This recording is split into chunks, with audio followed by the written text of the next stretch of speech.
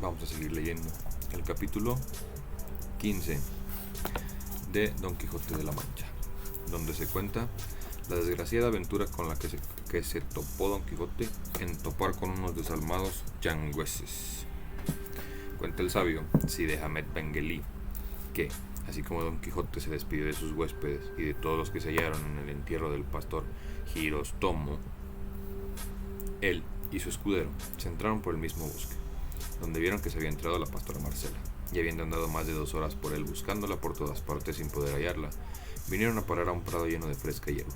junto del cual corría un arroyo apacible y fresco,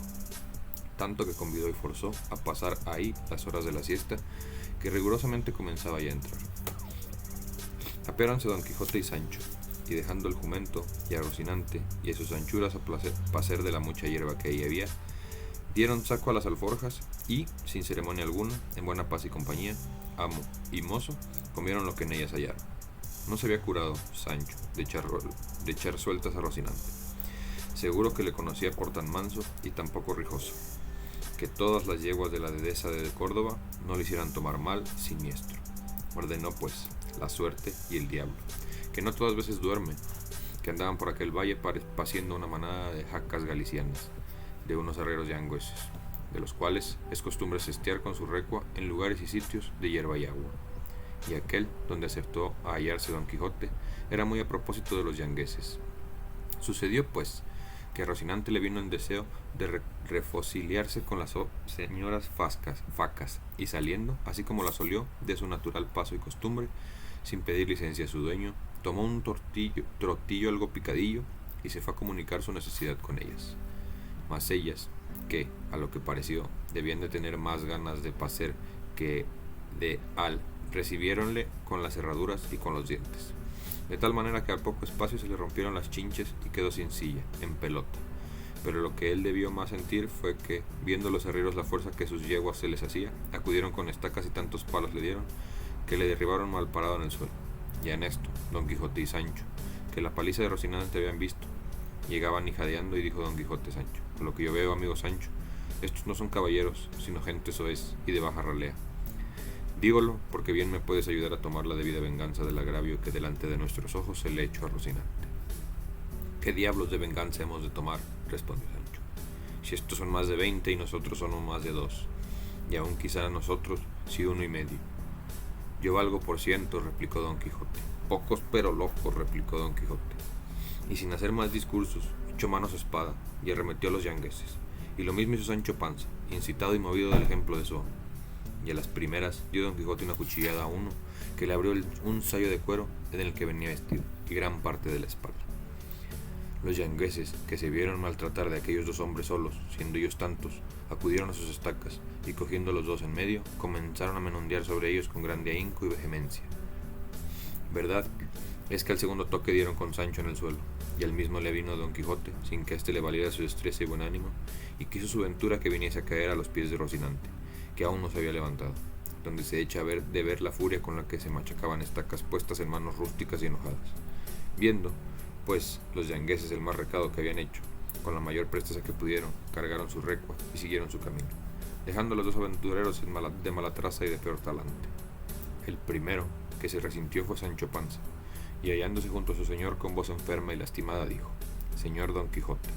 Ah, señor Don Quijote. ¿Qué quieres, Sancho hermano?, respondió Don Quijote con el mismo tono afemilado y doliente que Sancho querría si fuera posible, respondió Sancho Panza, que vuestra merced me diese 2 tragos de aquella bebida del feo Blas, si es que la que tiene vuestra merced ahí en la mano. Quizás será de provecho para los quebratamientos de huesos como lo es para las feridas. Pues a tenerla yo aquí, desgraciado yo, ¿qué nos faltaba?, respondió Don Quijote. Mas yo te juro, Sancho Panza, a fe de caballero andante, que antes de que pasen 2 días, si la fortuna no ordena otra cosa, la tengo que tener en mi poder, o mal me han de andar las manos. Pues en cuanto les parece a vuestra merced que podremos mover los pies, replicó Sancho Panza. De mí sé decir, dijo el molido caballero Don Quijote, que no sabré poner término a esos días, mas yo me tengo la culpa de todo, porque no había de poner mano a la espalda contra hombres que no fuesen armados caballeros como yo. Y así, creo que, en pena de haber pasado las leyes de la caballería, ha permitido el Dios de las batallas que se me diese ese castigo, por lo cual, hermano Sancho, conviene que estés advertido en esto que ahora te diré, porque importa mucho a la salud de entre ambos. Y es que, cuando veas que semejante canalla nos hace algún agravio, no guardes a que yo ponga mano en la espada para ellos, porque no lo haré en ninguna manera, sino pon tu mano en tu espada y castígalos muy a tu sabor, que si en su ayuda y defensa acudieren caballeros, yo te sabré defender y ofendellos con todo mi poder, que ya habrás visto por mil señales y experiencias hasta dónde se extiende el valor de este mi fuerte brazo. Tal quedó de arrogante el pobre señor con el vencimiento del valiente vizcaíno, mas no le pareció tan bien a Sancho Panza el aviso de su amo, que dejase de responder diciendo: Señor, yo soy hombre pacífico, manso, sosegado, y sé disimular cualquier injuria, porque tengo mujer y hijos que sustentar y criar, así que séale vuestra merced también aviso, pues no puede ser mandato que en ninguna manera pondré mano en la espada ni contra villano ni contra caballero, y que, desde aquí para adelante, de Dios perdono cuantos agravios me han hecho y me han de hacer, ora me los hayas hecho o me los haya de hacer, persona alta o baja, rico o pobre, hidalgo o pechea, sin aceptar estado ni condición alguna. Lo cual, oído por su amo, le respondió: quisiera tener aliento para poder hablar un poco descansado, y que el dolor que tengo en esta costilla se aplacara tanto como para darte a entender, Panza, en el error en el que estás. Ven acá, pecador. Si el viento de la fortuna, hasta ahora tan contrario, en nuestro favor se vuelve, llenándonos las velas del deseo para que seguramente y sin contraste alguno tomemos puerta en alguna de las ínsulas que te tengo prometida, ¿qué sería de ti si ganándola yo te hiciese señor de ella? Pues lo vendrás a imposibilitar por no ser caballero ni quererlo ser, ni tener valor ni intención de vengar tus injurias y defender tu señoría, porque has de saber que en los reinos y provincias nuevamente conquistados nunca están tan quietos los ánimos de sus naturales, ni tan de parte del nuevo señor, que no se tenga temor de que han de hacer alguna novedad para alterar de nuevo las cosas y volver, como dicen, a probar ventura. Y así es menester que el nuevo posesor tenga entendimiento para saberse gobernar y valor para ofender y defenderse en cualquier acontecimiento. En este, que ahora nos ha acontecido, respondió Sancho, quisiera yo tener entendimiento y ese valor que vuestra merced dice, mas yo le juro, a fe de hombre pobre, que más estoy para abismas que para pláticas. Mire vuestra merced si se puede levantar, y ayudaremos a Rocinante, aunque no lo merece, porque él fue la causa principal de todo este movimiento. Jamás tal creí de Rocinante, que tenía por persona casta y tan pacífica como yo. En fin, bien dicen, que es menester mucho tiempo para venir a conocer las personas, y que no hay cosa tan segura en esta vida. ¿Quién dijera que tras aquellas grandes cuchilladas como vuestra merced vio a aquel desdichado caballero andante, habría de venir por la pasta, y en seguimiento suyo, esta tan grande tempestad de palos que ha descargado sobre nuestras espaldas? Aún las tuyas, Sancho, replicó Don Quijote, deben de estar hechas a semejantes nublados, pero las mías, criadas entre Sinabafas y Holandas, claro está que sentirán más el dolor de esta desgracia, y si no fuese, porque imagino, sé muy cierto que todas estas incomodidades son muy ajenas al ejercicio de las armas, aquí me dejaría morir de puro enojo. A esto replicó el escudero: señor, ya que estas desgracias son de cosecha de la caballería, dígame vuestra merced si suceden muy a menudo, o si tienen sus tiempos limitados, en que acasen, porque me parece a mí que a 2 cosechas quedaremos inútiles para la tercera, si Dios, por su infinita misericordia, no nos socorre. Sábete, amigo Sancho, respondió Don Quijote, que la vida de los caballeros andantes está sujeta a 1000 peligros y desventuras, y ni más ni menos está en potencia propincua de ser los caballeros andantes, reyes y emperadores, como lo ha mostrado la experiencia en muchos y diversos caballeros de cuyas historias yo tengo entera noticia. Y pudiérate contar ahora, si el dolor me diera lugar, de algunos que solo por el valor de su brazo han subido los altos grados que he contado, y estos mismos se vieron antes y después en diversas calamidades y miserias, porque el valeroso Amadís de Gaula se vio en poder de su mortal enemigo Arcalaus el encantador, de quien se tiene por averiguado que le dio, teniéndole preso, más de 200 azotes con las riendas de su caballo, atado a una columna de un patio. Y aún hay un autor secreto y de no poco crédito que dice que, habiendo cogido al caballero del Febo con una cierta trampa que se le hundió debajo de los pies en un cierto castillo, y al caer se halló en una honda sima debajo de tierra, atado de pies y manos, y ahí le echaron una de estas que llaman melencinas, de agua de nieve y arena, de lo que llegó muy al cabo, y si no fuera socorrido en esa gran cuita de un sabio grande amigo suyo, lo pasaría muy mal el pobre caballero. Así que, bien puedo yo pasar entre tanta buena gente, que mayores afrentas son las que estos pasaron, que no las que ahora nosotros pasamos. Porque quiero hacerte sabidor, Sancho, que no afrentan las heridas que se dan con los instrumentos que acaso se hallan en las manos, y esto está en la ley del duelo escrito por palabras expresas, que si el zapatero da a otro con la horma que tiene en la mano, puesto que verdaderamente es de palo, no por eso se dirá que queda paliado aquel que dio con ella. Digo esto porque no pienses que, puesto que quedamos de esta pendencia molidos, quedamos afrentados, porque las armas que aquellos hombres traían, con que nos machacaron, no eran otras que sus estacas, y ninguno de ellos, a los que se me recuerda, tenía estoca, espada ni puñal. No me dieron a mi lugar, respondió Sancho, a que mirasen tanto, porque apenas puse mano en mi tizona, cuando me santiguaron los hombros con sus pinos, de manera que me quitaron la vista de los ojos y la fuerza de los pies, dando conmigo a donde llago, y ahora no me da pena alguna el pensar si fue afrenta o no la de los estacazos, como me da el dolor de los golpes que me han de quedar tan impresos en la memoria como en las espaldas. Con todo esto, te hago saber, hermano Panza, replicó Don Quijote, que no hay memoria a quien el tiempo no acabe, ni dolor que muerte no le consuma.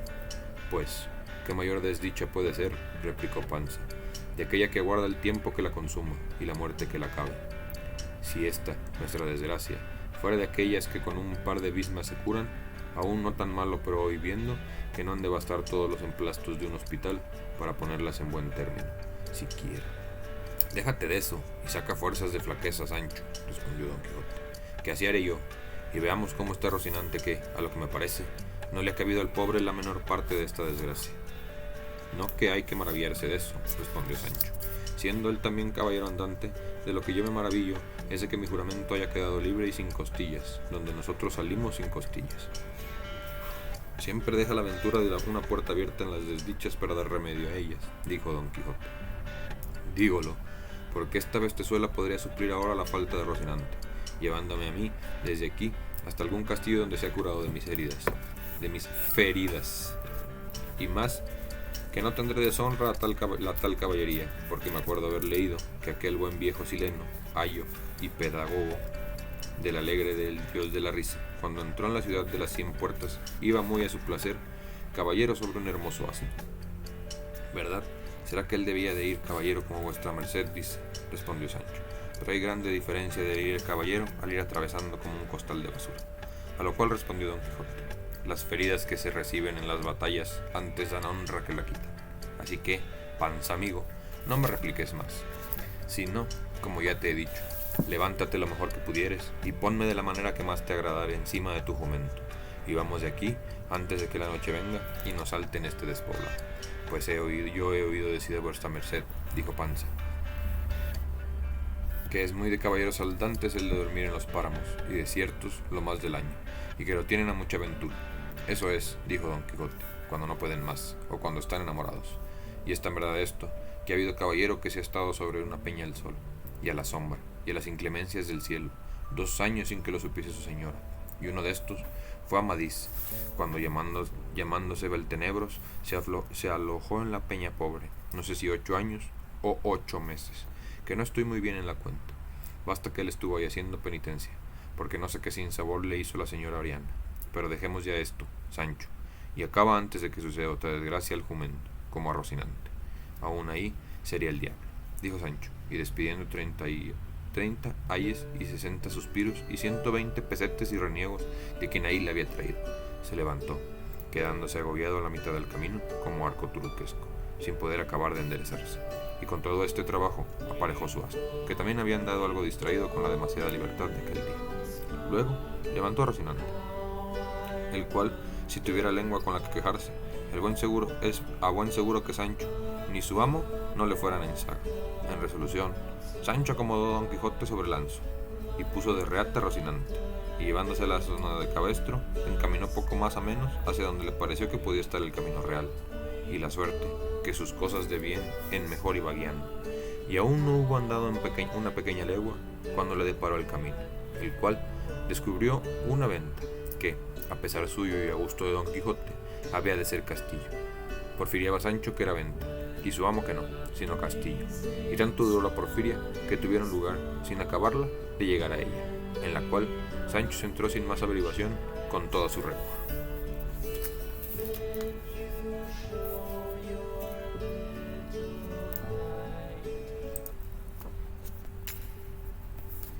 Capítulo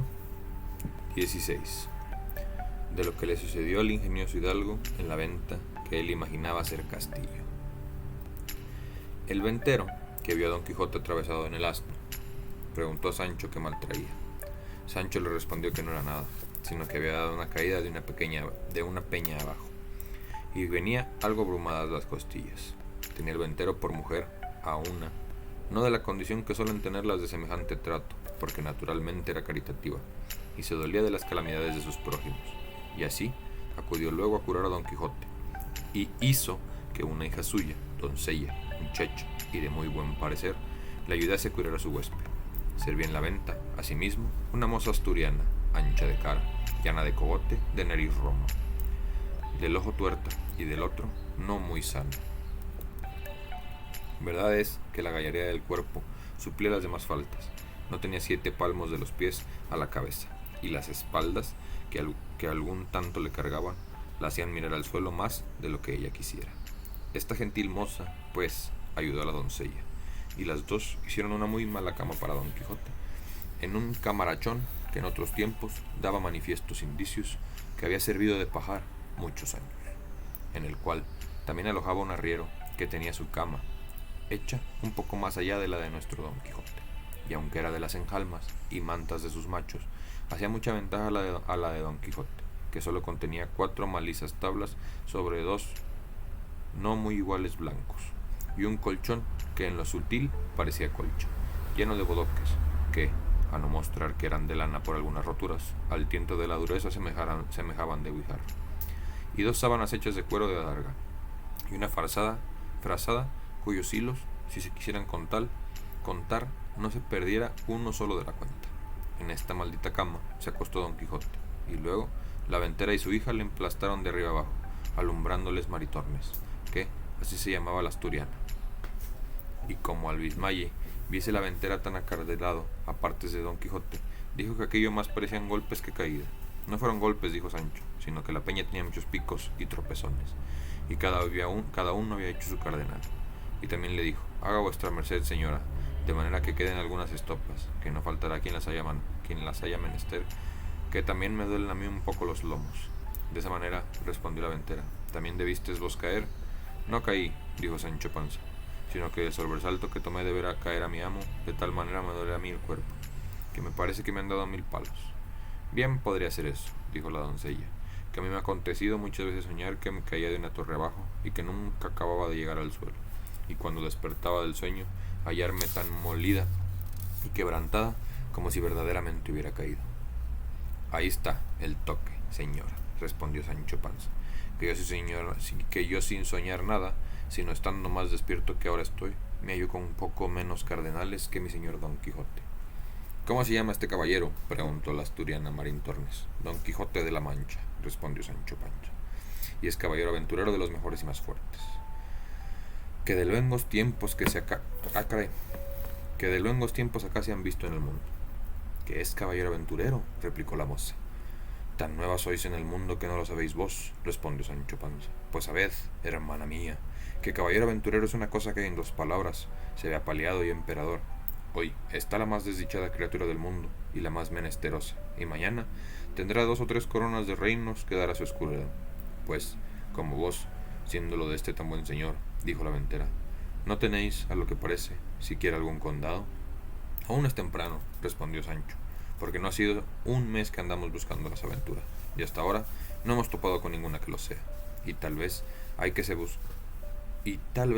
busca una cosa y se halla otra.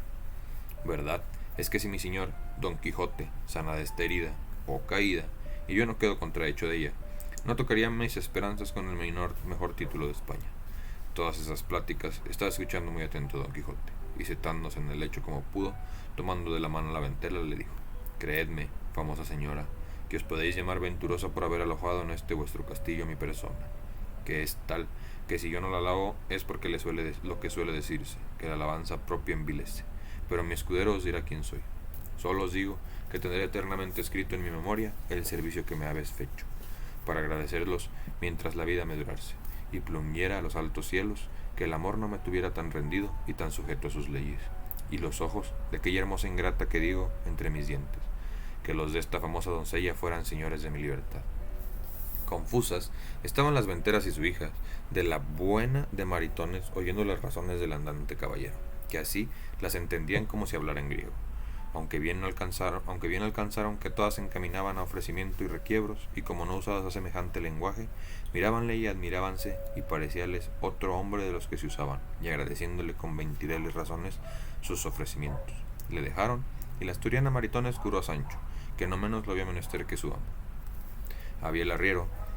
concretado con ella que aquella noche se reconciliarían juntos, y ella le había dado su palabra de que en estado sosegados los huéspedes y durmiendo sus amos, le iría a buscar y satisfacerle el gusto en cuanto le mandase.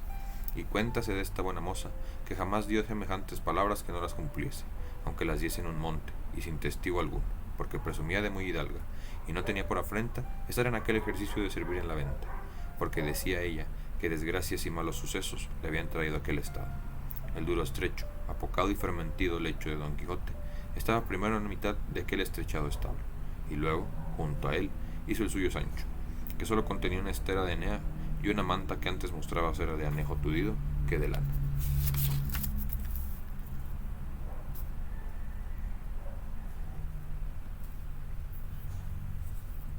Sucedía a estos dos lechos el del arriero, fabricado como se ha dicho, en las enjalmas y de todo adorno de los dos mejores mulos que traía. Aunque eran 12, lucios, gordos y famosos, porque era uno de los ricos arrieros de Arévalo, según lo dice el autor de esta historia, que de este arriero hace particular mención, porque le conocía muy bien y aún quieren decir que era algo pariente suyo. Fuera de que Cide Hamet Benguelí fue historiador muy curioso y muy puntual en todas las cosas, y échese bien de ver, pues las que quedan referidas, con ser tan mínimas y tan raras, no las quiso pasar en silencio, de donde podrán tomar ejemplo los historiadores graves que nos cuentan las acciones tan corta y sucinante que apenas nos llegan los labios dejándose el tintero, ya por descuido, por malicia o ignorancia. Lo más sustancial de la obra, bien haya mil veces el autor del tablante Rimonte y aquel del otro libro donde se encuentran los hechos del conde Tomillas, y con qué puntualidad lo describen todo. Digo, pues, que después de haber visitado el arriero con su recua, dándole el segundo pienso, se tendió a sus enjalmas y se dio a esperar a su puntualísima Maritomas. Ya estaba Sancho abismado y acostado, y aunque procuraba dormir, no le consentía el dolor de sus castillas, y Don Quijote, con el dolor de las suyas, tenía los ojos abiertos como la liebre. Toda la venta estaba en silencio, y en toda ella no había otra luz que la que daba una lámpara que colgaba en medio del portal ardilla.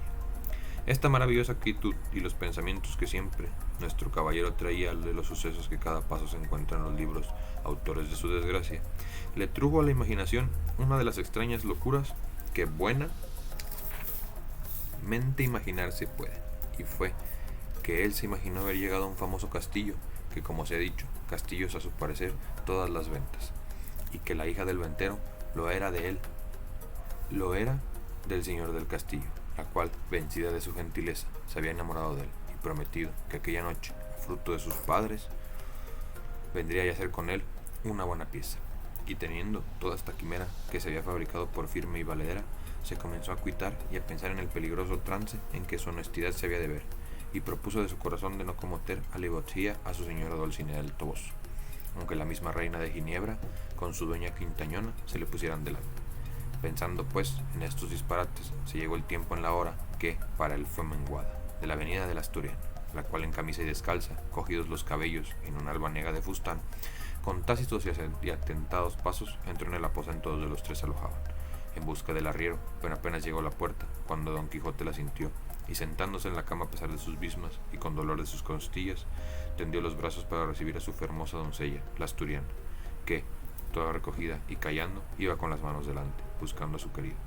Topó con los brazos de Don Quijote, el cual la asió fuertemente de una muñeca, y tirándola así, hacia sí, sin que ella osase hablar palabra, la hizo sentar sobre la cama. Tentóle luego la camisa, y aunque ella era de arpillera, a él le pareció ser de un finísimo y delgado central. Traía en las muñecas unas cuentas de vidrio, pero a él le dieron vislumbre de preciosas perlas orientales. Los cabellos, que de alguna manera tiraban a crines, él los marcó por hebras lucidísimo de oro de Arabia, cuyo resplandor al del mismo sol oscurecía. Y el aliento, que sin duda alguna olía a ensalada fiambre y trasnochada, a él le pareció que arrojaba de su boca un olor suave y aromático. Y finalmente, él la pintó en su imaginación de la misma taza y modo que lo había leído en sus libros de la otra princesa que vino a ver al malferido caballero, vencido de sus amores, con todos los adornos que aquí habían puesto. Y era tanta la ceguedad del pobre hidalgo que el tacto ni el aliento, ni las otras cosas que tenía en sí la buena doncella, no le desengañaban, las cuales pudieran hacer vomitar a otro que no fuera arriero. Antes, le parecía que tenía entre sus brazos a la diosa de la hermosura, y teniéndola bien nacida con voz amorosa y baja le comenzó a decir: quisiera hallarme en términos, fermosa y alta señora, de pagar tamaña merced con la que la vista de vuestra gran fermosura me ha veces hecho. Pero ha querido la fortuna, que no se cansa de perseguir a los buenos, ponerme en este lecho donde yago tan molido y quebrantado, que, aunque de mi voluntad quisiera satisfacer a la vuestra, fuera imposible, y más que se añade esta imposibilidad otra mayor, que es la de la prometida fe que tengo dada a la sin par Dulcinea del Toboso, única señora de mis más escondidos pensamientos, que si esto no hubiera de por medio, no fuera yo tan sandío caballero, que dejara pasar en blanco la venturosa ocasión en que vuestra gran bondad me ha puesto. Maritornes estaba congojadísima y trasudando de verse tan asida de Don Quijote, y sin entender ni estar atenta de las razones que le decía, procuraba sin hablar palabra desasirse. El bueno del arriero, a quien tenían despiertos los malos deseos, desde el punto en que entró en su cocina, por la puerta la sintió, estuvo atentamente escuchando todo lo que Don Quijote se decía, y, celoso de que la asturiana le hubiese faltado la palabra por otro, se fue llegando más al lecho de Don Quijote, y estúvose quedo hasta ver en qué paraban aquellas razones que él no podía entender. Pero como vio que la moza forcejeaba por desherirse y Don Quijote trabajaba por tenerla, pareciendo mal la burla, enarboló el brazo en alto y descargó tan terrible puñada sobre las estrechas quijadas del enamorado caballero que le bañó toda la boca en sangre, y no contento con esto, se le subió encima de las costillas y con los pies, más que de trote, se las paseó todas de cabo a cabo. El lecho, que fuera un poco endeble y de no firmes fundamentos, no pudiendo sufrir la añadidura del arriero, dio consigo en el suelo, y a cuyo gran ruido despertó el ventero. Y luego imaginó que debían de ser pendencias de Maritornes, porque habiéndola llamado a voces no respondía. Con esa sospecha se levantó, y encendiendo un candil se fue hacia donde había sentido la peleaza. La moza, viendo que su amo venía y que era de condición terrible, toda medroncica y alborotada, se cogió de la cama de Sancho Panza, que aún dormía, y ahí se acurrucó y se hizo un ovillo. El ventero entró diciendo: ¿A dónde estás, puta? A buen seguro que son tus cosas estas. En esto despertó Sancho, y sintiendo aquel bulto casi encima de sí, pensó que tenía la pesadilla, y comenzó a dar puñadas a una y otra parte, y entre otras alcanzó con no sé cuántas a Maritornes, la cual sentía de dolor, echando a rodar la honestidad, dio el retorno a Sancho con tantas que su despecho le quitó el sueño, el cual, viéndose tratar de aquella manera y sin saber a quién, alzándose como pudo, se abrazó a Maritornes, y comenzaron entre los dos la más reñida y graciosa escaramuza del mundo. Viendo pues el arriero, a la lumbre del candil, del ventero cual andaba, su dama dejando a Don Quijote, acudió a darle el socorro necesario. Lo mismo hizo el ventero, pero con intención diferente, porque fue a castigar a la moza, creyendo que sin duda que ella sola era la ocasión de aquella armonía, y así, como suele decirse, el gato al rato, el rato a la cuerda al palo.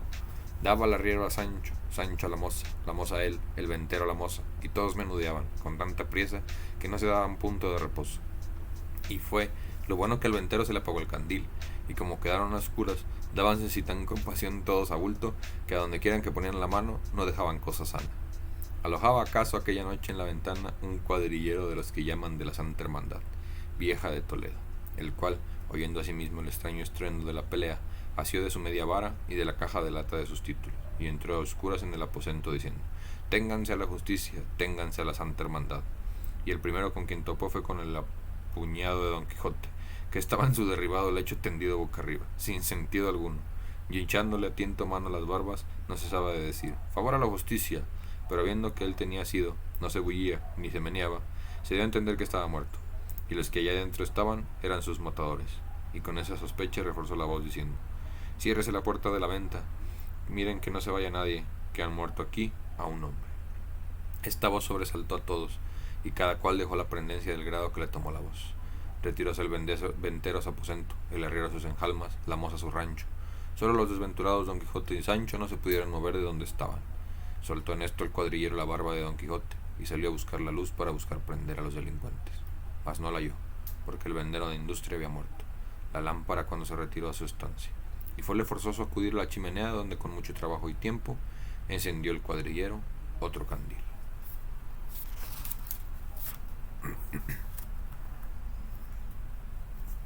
Capítulo 16, donde se prosiguen los innumerables trabajos que el bravo Don Quijote y su buen escudero Sancho Panza pasaron en la venta, que por su mal pensó que era castillo.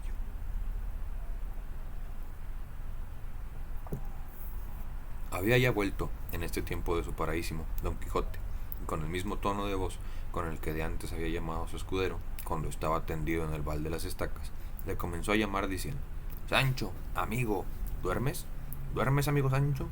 ¿Qué tengo de dormir? Pese a mí, respondió Sancho, lleno de pesadumbre y despecho, porque no parece que todos los diablos han andado conmigo esta noche. Puedes creerlo sin duda, respondió Don Quijote, porque hoy yo sé poco, o en este castillo es encantado, porque has de saber que más esto ahora quiero decirte, hazme de jurar que le tendrás en secreto hasta después de mi muerte. Sí, juro, respondió Sancho. Dígolo, replicó Don Quijote, porque soy enemigo de que se quite la honra. Digo que si juro, torno a decir a Sancho que lo callaré hasta después de los días de vuestra merced, y le plega a Dios que lo pueda descubrir mañana. Tan malas obras te hago, Sancho, respondió Don Quijote, que me querrás ver muerto con tanta brevedad. No es por eso, respondió Sancho, sino porque soy enemigo de guardar mucho las cosas, y no querría que se me pudriesen guardadas. Sea por lo que fuere, dijo Don Quijote, más frío de tu amor y de tu cortesía, y así has de saber que esta noche me ha sucedido una de las más extrañas aventuras que yo sabré encarecer, y por contártela en breve, sabrás que poco a que a mí vino la hija del señor de este castillo, que es la más apuesta y fermosa doncella que en esta gran parte de la tierra se puede hallar. ¿Qué te podré decir del adorno de su persona, que de su gallardo entendimiento, que de otras cosas ocultas, que por guardar la fe que le debo a mi señora Dulcinea del Toboso, dejaré pasar intactas y en silencio? Solo te quiero decir que, envidioso el cielo de tanto bien como la aventura que me había puesto en las manos, o quizá, y esto es lo más cierto, que, como tengo dicho, es encantado este castillo, el tiempo que yo estaba con ella en dulcísimos y amorosísimos coloquios, sin que yo la viese ni supiese por dónde venía, vino una mano pegada a algún brazo de algún descomunal gigante, y asestóme una puñalada en las quijadas, que tal que las tengo todas bañadas en sangre, y después me molió de tal suerte que estoy peor que ayer. Cuando los herreros, que por demasías de Rocinante no hicieron el agravio que sabes, por donde conjeturo que el tesoro de la fermosura de esta doncella le debe de guardar algún encantado moro, y no debe de ser para mí, ni para mí tampoco, respondió Sancho, porque más de 400 moros me han aporreado de manera que el molimiento de las estacas fue tortas y pan pintado. Pero dígame, señor, ¿cómo llama esta buena y rara aventura, habiendo quedado de ella cual quedamos? Aún vuestra merced buenos mal, pues tuvo en sus manos aquella incomparable fermosura que ha dicho, pero yo, que tuve sino los mayores porrazos que pienso recibir en toda mi vida, desdichado de mí y de la madre que me parió, que ni soy caballero andante, ni lo pienso ser jamás, y de todas las malandanzas me cabe la mayor parte. Luego, también estás tú aporreado, respondió Don Quijote. No le he dicho que sí, pese a mi linaje, dijo Sancho. No tengas pena, amigo, dijo Don Quijote, que yo era ahora el bálsamo precioso con el que sanaremos en un abrir y cerrar de ojos. Acabó en esto de encender un candil el cuadrillero, y entró a ver el que pensaba que era muerto, y así como le vio entrar Sancho, viéndole venir la camisa y con su paño de cabeza y candil en la mano, y con una muy mala cara preguntó a su amo: Señor, ¿si será este a dicha del moro encantado que nos vuelve a castigar si se dejó algo en el tintero? No puede ser el moro, respondió Don Quijote, porque los encantados no se dejan ver de nadie. Si no se dejan ver, déjanse sentir, dijo Sancho. Si no, díganlo a mis espaldas, también lo podrán decir a las mías, respondió Don Quijote. Pero no bastante indicio, ese para creer que este se ve el encantado moro. Llegó el cuadrillero, y como los halló hablando en tan sosegada conversación, quedó suspenso. Bien es verdad que aún Don Quijote se estaba boca arriba sin poderse menear, de puro molido y emplastado. Llegóse a él el cuadrillero, y díjole: Pues cómo va, buen hombre, hablará yo más bien criado, respondió Don Quijote, si fuera que vos osase en esta tierra hablar de esa suerte a los caballeros andantes majadero. El cuadrillero, que se vio tratar tan mal de un hombre de tan mal parecer, no lo pudo sufrir, y alzando en candil con todo su aceite, dio a Don Quijote con él en la cabeza,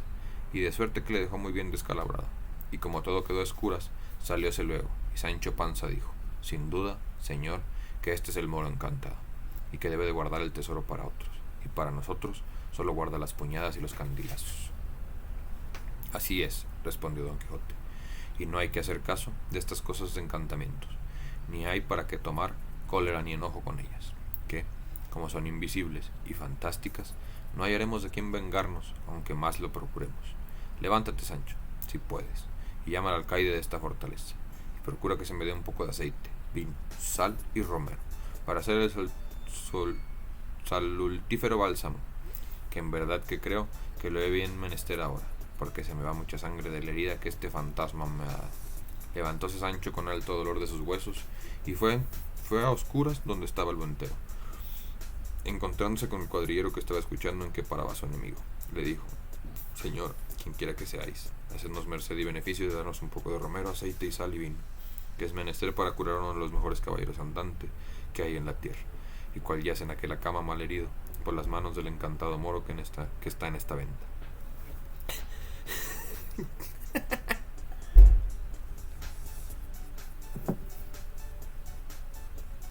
Cuando el cuadrillero tal oyó, túvole por hombre falto es eso, porque ya comenzaba a amanecer.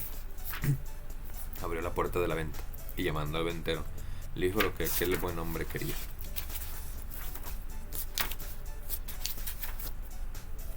El ventero lo proveyó de cuanto quiso, y Sancho se lo llevó a Don Quijote, que estaba con las manos en la cabeza, quejándose del dolor del candilazo, que no le había hecho menos mal que levantarle 2 chinchones de algo crecidos, y lo que él pensaba que era sangre no era sino sudor, que sudaba como la congoja de la pasada tormenta. En resolución, él tomó sus simples, de los cuales hizo un compuesto, mezclándolos todos y cociéndolos un buen espacio, hasta que le pareció que estaban en su punto. Pidió luego alguna redoma para echarlo, y como no la hubo en la venta, se resolvió a ponerlo en una alcuza o aceitera de hoja de lata, de quien el ventero le hizo grata donación, y luego dijo sobre la alcuza más de 80 paternostres y otras tantas avemarías, salves y cerdos, y para cada palabra acompañaba una cruz al revés, a modo de bendición. A todo lo cual se hallaron presentes Sancho, el ventero y cuadrillero, que ya el arriero sosegadamente andaba entretenido en el beneficio de sus machos. Hecho esto, quiso él mismo hacer luego la experiencia de la virtud de aquel precioso bálsamo que él se imaginaba, y así se bebió de lo que no pudo caber en la alzuza y quedaba en la olla donde se había cocido, casi media azumbre, y apenas lo acabó de beber cuando comenzó a vomitar, de manera que no le quedó cosa en el estómago, y con las ansias de agitación del vómito le dio un sudor copiosísimo, por lo cual mandó que lo arropasen y le dejasen solo. Hicieronlo así, quedóse dormido más de 3 horas, al cabo de las cuales despertó, y se sintió aliviadísimo del cuerpo, y en tal manera mejor de su quebrantamiento, que se tuvo por sano, y verdaderamente creyó que había acertado con el pan sábado de Fierabras, y que, con aquel remedio, podría cometer de aquí en adelante sin temor alguno cualesquiera ruinas, batallas y pendencias, por peligrosos que fuesen.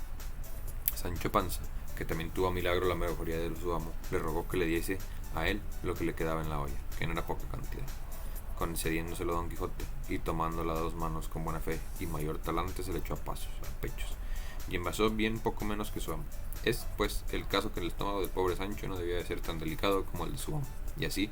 primero que vomitase, le dieron tantas ansias y vascas, con tantos trasudores y desmayos, que él pensó bien y verdaderamente que era llegada su última hora, y viéndose tan afligido y congojado, maldecía el bálsamo y el ladrón que se lo había dado. Viéndose así, Don Quijote le dijo: yo creo, Sancho, que todo este mal te viene de no ser armado caballero, porque tengo para mí que este licor no se debe de aprovechar a los que no lo son. Si eso sabía vuestra merced, replicó Sancho, mal haya yo y toda mi parentela, para qué consistió que lo gustase.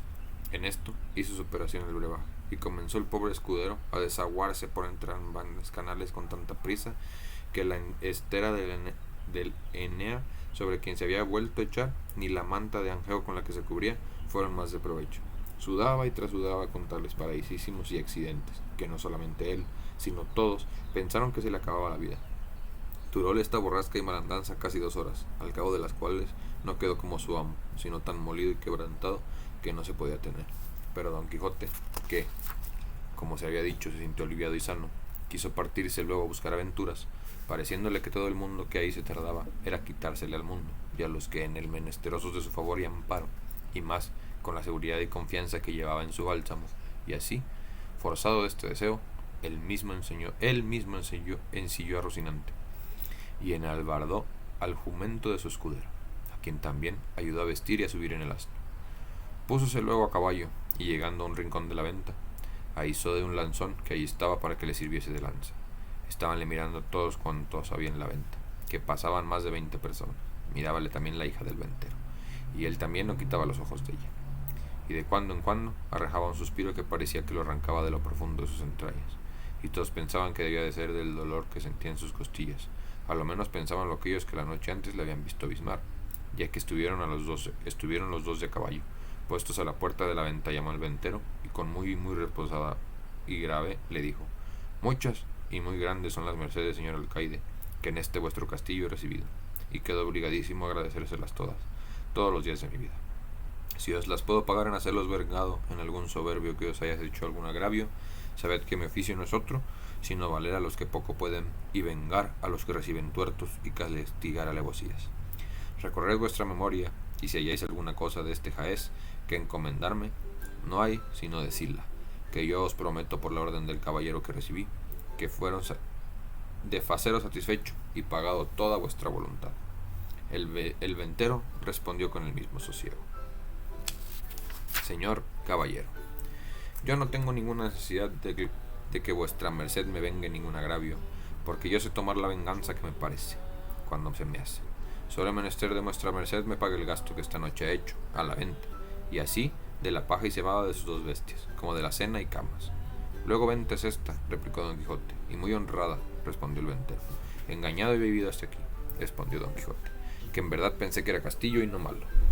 Pero pues es así, que no es castillo, sino venta. Lo que se podrá hacer por ahora es que perdonéis por la paga, que yo no puedo contravenir a la orden de los caballeros andantes, de los cuales es cierto, sin que hasta ahora haya leído cosa en contrario, que jamás pagaron posada ni otra cosa en venta donde estuviesen, porque se les debe de fuero y de derecho cualquier buen acogimiento que se les hiciere, en pago del insufrible trabajo que padecen, buscando las aventuras de noche y de día, en invierno y en verano, a pie y a caballo, con sed y con hambre,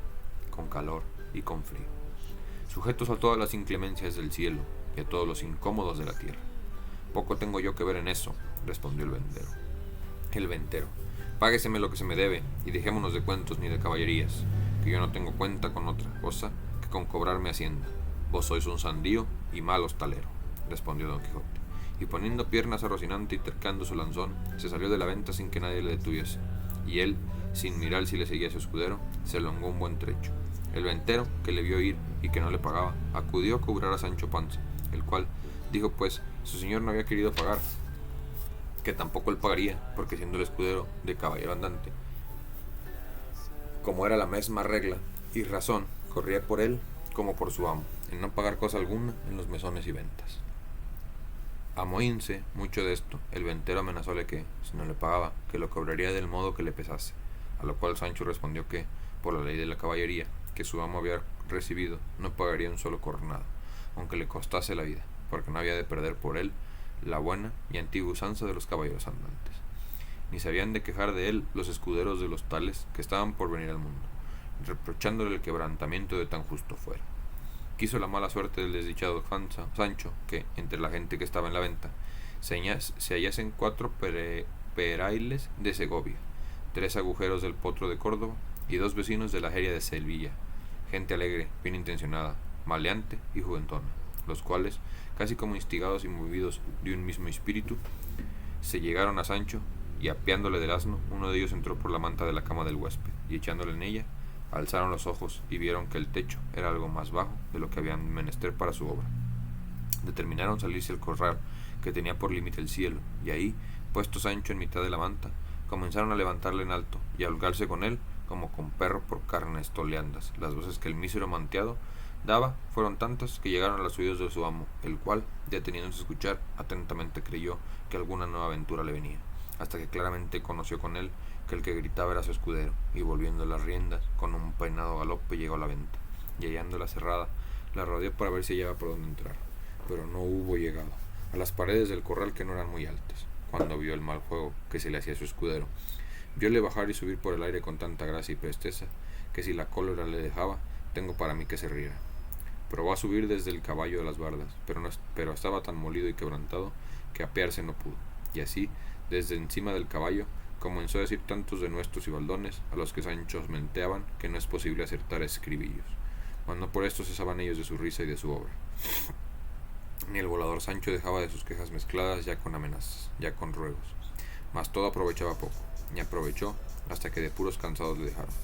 Trujéronle ahí su asno y subieron encima, le arroparon con su gabán, y la compasiva de Maritornes,